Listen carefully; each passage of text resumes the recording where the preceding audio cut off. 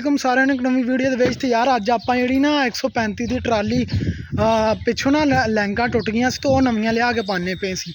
ਤੇ ਨਵੀਂ ਲਿਆ ਕੇ ਲੈਂਗ ਪਾਈ ਹੈ ਤੇ ਉਹਦਾ ਵੀ ਮੈਂ ਤੁਹਾਨੂੰ ਹਾਲ ਦਿਖਾਣਾ ਕੀ ਬਣਿਆ। ਆ ਨਵੀਂ ਆ ਵੀ ਨਵੀਂ ਪਾਈ ਇਧਰੋਂ ਦੀ ਲਿਆ ਕੇ, ਇੱਧਰ ਵਾਲੀ ਵੀ ਨਵੀਂ ਮਸ਼ੀਨ ਲਿਆ ਕੇ ਪਾਈ ਸੀਗੀ। ਉਹਦੇ ਸਿਰਫ ਆ ਟਰਾਲੀ ਰੱਖੀ ਆ ਤੇ ਨਾਲ ਹੀ ਟੁੱਟ ਗਈ ਆ।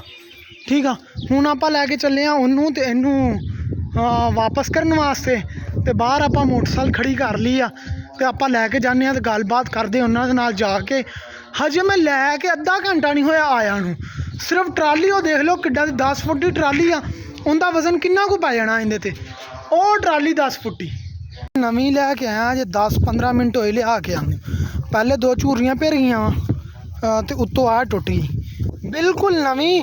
4000 ਰੁਪਏ ਦੀ ਆ ਸਮਾਨ ਲੈ ਕੇ ਆਇਆ, ਇੰਨਾ ਕੁ ਸਮਾਨ। ਤੇ ਭੋਰਾ ਗਰੰਟੀ ਨਹੀਂ, ਕਿਸਾਨ ਦਾ ਕੋਈ ਫਿਕਰ ਨਹੀਂ। ਹਕੂਮਤ ਨੂੰ ਤਾਂ ਜਿਹੜਾ ਹੈ ਨਹੀਂ ਇਹ ਬਾਕੀ ਵੀ ਬੰਦੇ ਭੈਣ ਦੀ ਸੌਰੀ ਯਾਰ।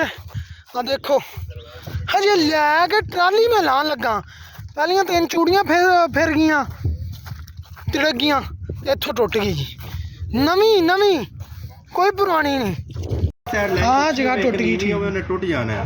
हाँ चूड़ियाँ तो फिर गई तो शायद तुम नज़र आंदा होवे। ठीक है,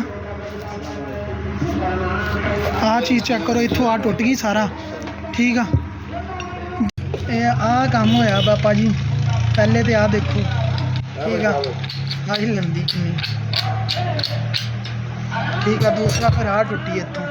वड्डे कैमरे भी मैं तुहानू वीडियो भेज दिना जी।